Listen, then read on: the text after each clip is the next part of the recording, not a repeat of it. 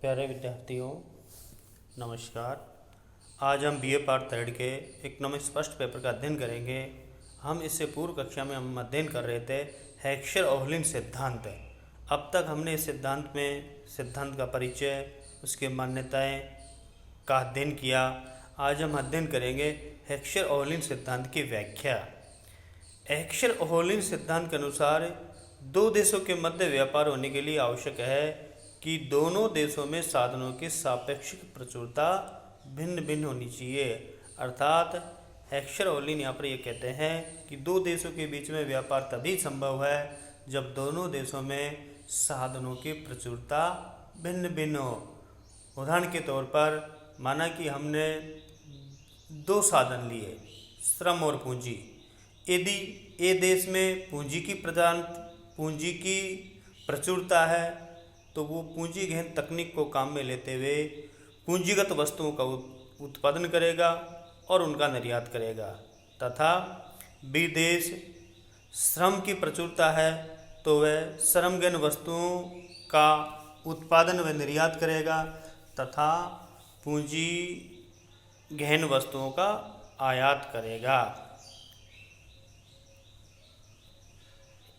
साधनों की सापेक्षिक प्रचुरता को दो प्रकार से परिभाषित किया जाता है, जिसमें पहला है भौतिक रूप से साधन प्रचुरता। भौतिक रूप से साधन प्रचुरता को हम दो साधन पूंजी तथा श्रम के अनुपात के रूप में हम समझेंगे। यानी एक देश है, एक देश ए उस स्थिति में पूंजी प्रदान कहलाएगा जब उसमें दूसरे देश बी की अपेक्षा पूंजी का अनुपात अधिक होगा। जैसे इसमें देखिए K/L इन ए और K/L इन बी, यानी K/L इन ए मोर देन, ये मोर देन का चिन्ह है, ये अधिक को व्यक्त करता है। अर्थात ए देश में पूंजी और श्रम का अनुपात बी देश के पूंजी और श्रम के अनुपात से अधिक है। यहाँ पर के का मतलब पूंजी से है, एल का मतलब श्रम से है। तो ए देश में पूंजी और श्रम का अनुपात बी देश के पूंजी और श्रम के अनुपात से अधिक है। तो इसका ये मतलब हुआ कि ए देश में पूंजी की प्रचुरता है तथा श्रम की सापेक्षिक उसमें क्या दुर्लभता है, जिसको नीचे दिखाई गया है। यहाँ पर देखिए L/K in A less then, ये कम को बताता है। L/K इन बी, इसका मतलब यह है कि ए देश में श्रम सापेक्षिक रूप से दुर्लभ है। तो भौतिक रूप में साधन प्रचुरता का मतलब ये हुआ कि ए देश में पूंजी की प्रचुरता है, इसलिए वह पूंजी पर आधारित वस्तुओं का ज़्यादा उत्पादन करेगा तथा उसका बी देश को निर्यात करेगा तथा बी देश से श्रम पर आधारित वस्तुओं का आयात करेगा। दूसरे रूप में बी देश क्या करेगा, बी देश यहाँ पर श्रम प्रदान है, श्रम की प्रचुरता है, इसलिए श्रम गहन तकनीक को काम में लेते हुए श्रम आधारित उद्योगों की स्थापना करेगा और श्रम आधारित वस्तुओं के अधिक उत्पादन करेगा और उनका निर्यात करेगा। बदले में बी देश से पूंजी गहन अर्थात पूंजी पर आधारित वस्तुओं का आयात करेगा। नेक्स्ट है साधन कीमतों के रूप में साधन प्रचुरता। जैसे हमने ऊपर पढ़ा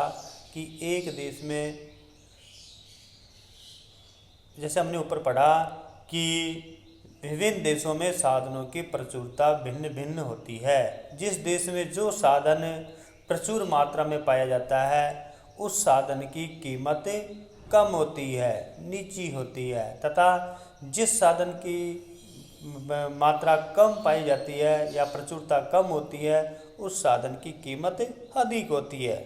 अतः हमने ऊपर पढ़ा कि ए देश में पूंजी की मात्रा अधिक पाई जाती है, इसलिए बी देश की तुलना में ए देश में पूंजी सस्ती होगी, तथा बी देश में श्रम प्रचुर मात्रा में पाया जाता है, इसलिए बी देश में श्रम सस्ता होगा।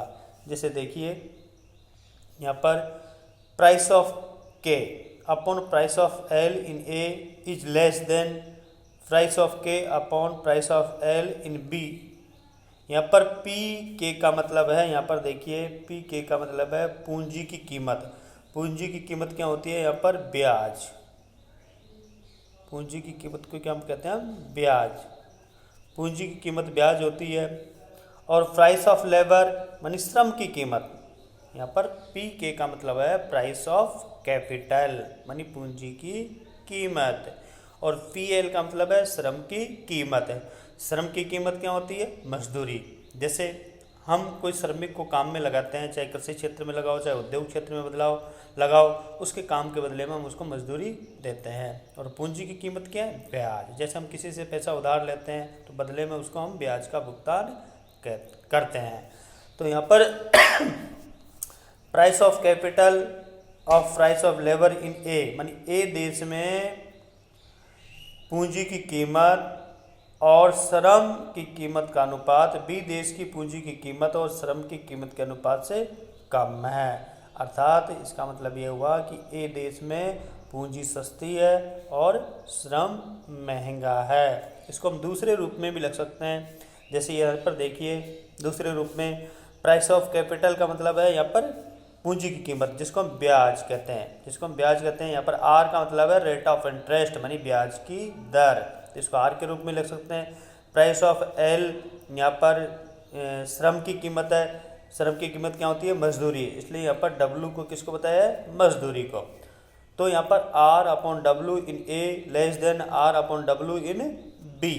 अर्थात यहाँ पर ब्याज की दर और मजदूरी का अनुपात ए देश में बी देश की तुलना में कम है। तो इसका मतलब ये हुआ कि यहाँ पर ए देश में ब्याज की दर कम है। किसकी तुलना में?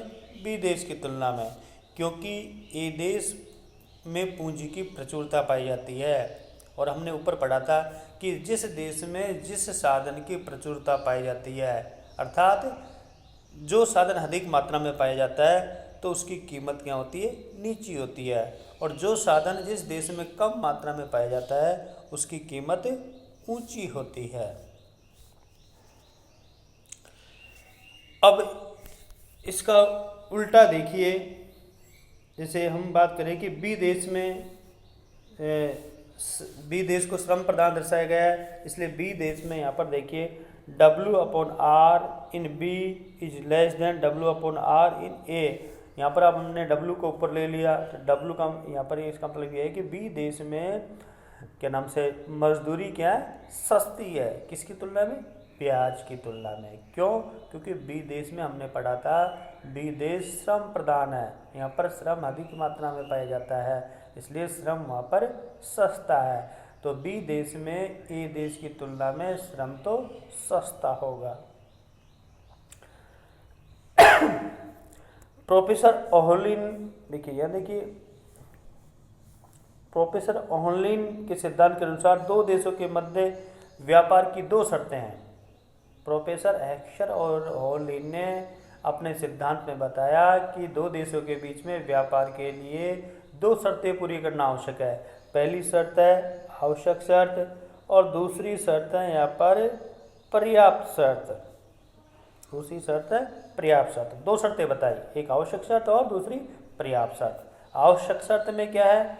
आवश्यक शर्त में यह है कि दोनों देशों ए तथा बी में दो साधन श्रम तथा पूंजी की सापेक्षिक पूर्ति भिन्न भिन्न होनी चाहिए।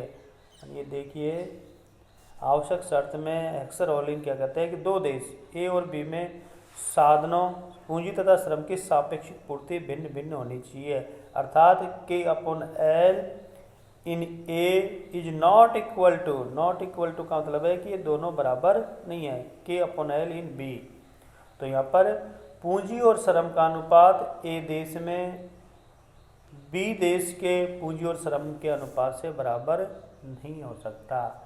तो व्यापार की जो आवश्यक शर्त है वो हमको ये बताती है कि दोनों देशों में साधनों का अनुपात समान नहीं होता। अर्थात जैसे हमने लिया पूंजी और श्रम का अनुपात दोनों देशों में समान नहीं होगा। दूसरी शर्त जिसको हम पर्याप्त शर्त भी कहते हैं, ये एक ही वस्तु के उत्पादन में प्रयुक्त साधनों के अनुपात समान होना चाहिए। पर्याप्त शर्त हमको ये बताती है कि दोनों देश यदि एक ही वस्तु का उत्पादन करते हैं, माना कि ये दोनों देश x वस्तु का उत्पादन करते हैं, तो x वस्तु के उत्पादन में समान अनुपात में साधनों को काम में लेंगे। एक बार मैं फिर आपको बता रहा हूँ कि पर्याप्त शर्त हमको ये बताती है कि दोनों देश A और B में एक ही वस्तु का उत्पादन, जैसे हमने माना कि x वस्तु का उत्पादन कर रहे हैं, तो x वस्तु के उत्पादन में समान अनुपात में साधनों को काम में लेंगे। जैसे देखिए यहाँ पर, इसमें देखिए K/L is x in A is equal to K/L x in B। इसका मतलब ये है कि A देश में x वस्तु के उत्पादन में पूंजी और श्रम का अनुपात B देश में भी x वस्तु के उत्पादन में उतना ही होगा जितना A देश में होगा। दूसरा यह है कि भिन्न भिन्न वस्तु के उत्पादन में पूंजी और श्रम का अनुपात अलग अलग होगा। इसमें देखिए कि दो देश, यहाँ पर x वस्तु के उत्पादन में K/L को हम काम में लेते हैं और y वस्तु के उत्पादन में K/L दोनों का अनुपात समान नहीं है। इसका मतलब ये है कि यदि हम दो वस्तु का उत्पादन कर रहे हैं x और y का, तो x वस्तु के उत्पादन में हम जितनी पूंजी और श्रम की मात्रा काम में लेंगे उतनी ही y में नहीं लेंगे, y में हम अलग अनुपात को काम में लेंगे। एक्शर-ओलिन सिद्धांत के अनुसार एक पूंजी प्रधान देश को पूंजी गहन तकनीक का एवं श्रम प्रधान देश को श्रम गहन तकनीक का प्रयोग करना चाहिए, तभी ही वह न्यूनतम लागत पर अधिकतम उत्पादन कर सकेगा। माना कि A देश में पूंजी प्रचुर मात्रा में विद्यमान है तथा B देश में श्रम की प्रचुरता है, अतः A देश में पूंजी सस्ती होने के कारण पूंजी गहन उत्पादन विधि प्रयुक्त होगी, जबकि B देश में श्रम सस्ता है। इस कारण से B देश में श्रम गहन तकनीक का उपयोग किया जाएगा। इस चीज को हम चित्र 4 के द्वारा अध्ययन करेंगे।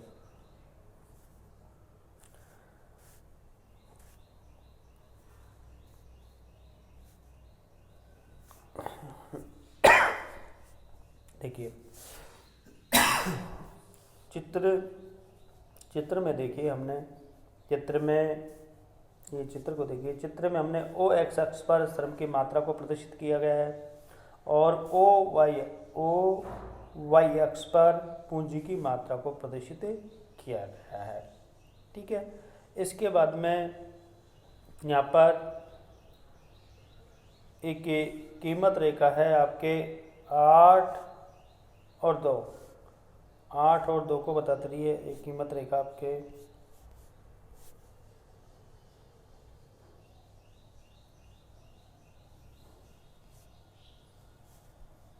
देखिए, ये जो कीमत रेखा है 8 और 2 ये A देश की कीमत रेखा है, ये A देश की कीमत रेखा है, इसको मूल्य अनुपात रेखा भी कहते हैं।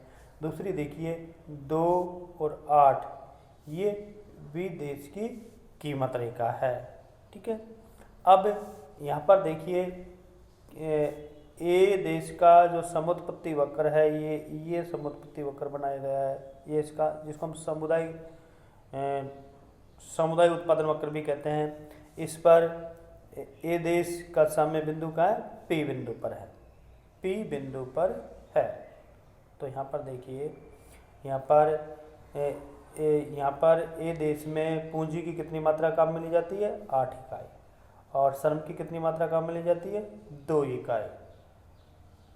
2 इकाई को काम में लिया जाता है, अर्थात पूंजी और श्रम का अनुपात यहाँ पर क्या है? जैसे हम बोलते हैं 8:2, इसको यदि हम सरल करेंगे तो ये हो जाएगा 4:1।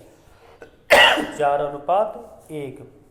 तो ये देश किसी वस्तु का उत्पादन करने के लिए यहाँ पर पूंजी की तो 4 इकाई को काम में ले रहा है और श्रम की 1 इकाई को काम में ले रहा है, मानी जो अनुपात है 4:1 का है। इसका तात्पर्य है कि यहाँ पर ये देश पूंजी को ज़्यादा काम में ले रहा है और श्रम को कम काम में ले रहा है। जैसे इसके कीमत रेखा से भी तात्पर्य कीमत रेखा से भी दिखाई दे रहा है कि ये जो 8-2 वाला जो लाइन है ये लंबवत अक्ष के नज़दीक है। इस वजह से ये देश ये देश में पूंजी की प्रचुरता है, इसलिए वो पूंजी गहन तकनीक को काम में लेगा। और उसका साम्य बिंदु कहाँ होगा? पी बिंदु पर। साम्य बिंदु पी बिंदु पर होगा और पी बिंदु पर वो कितनी इकाई का उत्पादन करेगा? 5 इकाई का उत्पादन करेगा। दूसरी तरफ बी देश का जो कि मूल्य अनुपात रेखा है ये 2:8 है, ये आपको दिखाई दे रही है। ये क्षैतिज अक्ष के ज़्यादा नज़दीक है। इसका मतलब है बी देश किसी वस्तु का उत्पादन करने के लिए श्रम को ज़्यादा मात्रा में काम लेगा। यहाँ पर देखिए श्रम की 8 इकाई का काम में ले रहा है और पूंजी की 2 इकाई को काम में ले रहा है। और ये कौन से बिंदु पर साम्य पर होगा? ए बिंदु पर। ए बिंदु पर देखिए वो वस्तु की 5 इकाई का उत्पादन कर रहा है।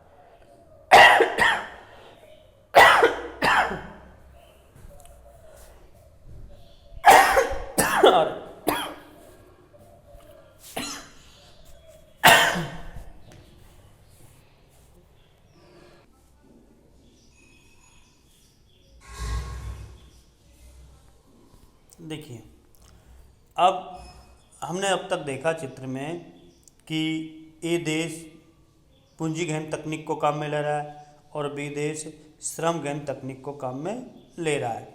ए देश का प्रारंभिक साम्य बिंदु पी बिंदु है जहाँ पर 5 इकाई वस्तु का उत्पादन कर रहा है और यहाँ पर लागत कितनी आ रही है? 10 रुपये। मान लीजिए 5 इकाई उत्पादन करने के लिए 10 रुपये की लागत आ रही है। उसी प्रकार बी देश श्रम गहन वस्तु का उत्पादन करेगा और उसका साम्य बिंदु होगा ए बिंदु। ए बिंदु पर भी वो बी देश भी 5 इकाई का उत्पादन कर रहा है और उसकी भी लागत कितनी आ रही है? 10 रुपये। मान लीजिए दोनों देश 5-5 इकाइयों का उत्पादन कर रहे हैं और उनकी उत्पादन लागत आ रही है 10 रुपये। अब यदि हमने माना कि ये देश पूंजी प्रधान देश है लेकिन वह श्रम गहन तकनीक को अपनाता है, अर्थात अपनी वस्तु के उत्पादन में श्रम को ज़्यादा काम पर लगाता है, तो उसका साम्य बिंदु पी से बदल कर क्या हो जाएगा? P1। पी से बदल कर क्या हो जाएगा? P1। अब साम्य बिंदु उसकी P1 होगी लेकिन उत्पादन की मात्रा वही पहले जितनी है 5 इकाई। लेकिन यहाँ पर देखिए उसकी उत्पादन लागत बढ़ जाती है। अब उसकी उत्पादन लागत 10 से बढ़कर उसकी हो जाती है यहाँ पर 20 रुपये। मानी पहले 5 इकाई को उत्पादन करने के लिए उसको 10 रुपये की लागत आ रही थी, अब उसी 5 इकाई की उत्पादन लागत 20 रुपये आ रही है। क्यों आ रही है? क्योंकि ये देश पूंजी प्रधान देश था, उसने वस्तु के उत्पादन में पूंजी को कम काम में लेते हुए श्रम को अधिक काम में लिया, इस वजह से उसकी उत्पादन लागत बढ़ गई। अब बी देश में देखिए, बी देश में प्रारंभिक साम्य बिंदु ई पर है, ई पर है। अब यदि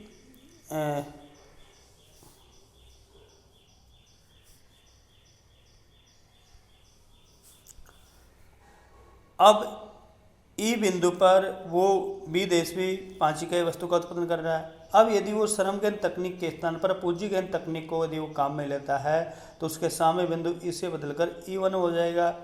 E1 पे भी वही 5 इकाई का उत्पादन कर रहा है, लेकिन यहाँ पर उसकी उत्पादन लागत अब कितनी बढ़ जाती है? 20 इकाई।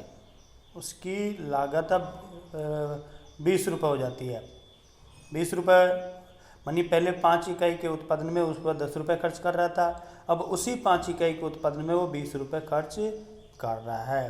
तो इसका तात्पर्य ये हुआ कि यहाँ पर हेक्जर ओलिन ये अपने सिद्धांत में ये बताने की कोशिश करते हैं कि जो देश जिस वस्तु के उत्पादन में उसको प्रचुरता है तो वह देश उसी तकनीक को काम में ले। जैसे ए देश में पूंजी की प्रधानता है तो पूंजी गहन तकनीक को काम में ले, जिससे उसकी उत्पादन लागत कम आएगी और उसको लाभ होगा। दूसरा, बी देश यदि श्रम गहन है अर्थात श्रम की प्रचुरता पाई जाती है तो वस्तु के उत्पादन में वो श्रम को ज़्यादा काम में ले, जिससे उसकी उत्पादन लागत कम आए और उसको लाभ हो। यदि हमें जो साधन कम मात्रा में पाया जाता है उसको हम काम में लेंगे तो हमारी उत्पादन लागत बढ़ जाएगी, क्योंकि हमने अभी ऊपर पढ़ा था कि जिस देश में जो साधन प्रचुर मात्रा में पाया जाता है वो सस्ता होता है और जो कम मात्रा में पाया जाता है उसकी कीमत अधिक होती है। जो हमें किफ़ायती वाले साधन को ज़्यादा काम में लेंगे तो उसकी कीमत अधिक होने पर उसकी लागत भी बढ़ जाती है। इस प्रकार निष्कर्ष रूप से ये कहा जा सकता है कि हेक्चर-ओलिन सिद्धांत के अनुसार प्रत्येक देश उस वस्तु का निर्यात करेगा जिसके उत्पादन में प्रचुर मात्रा में उपलब्ध एवं सस्ते साधन का अधिक उपयोग होता है। इसके विपरीत देश को उन वस्तुओं का आयात करना चाहिए जिसके उत्पादन हेतु अपेक्षाकृत दुर्लभ एवं महंगे साधनों का अधिक उपयोग किया जाता है।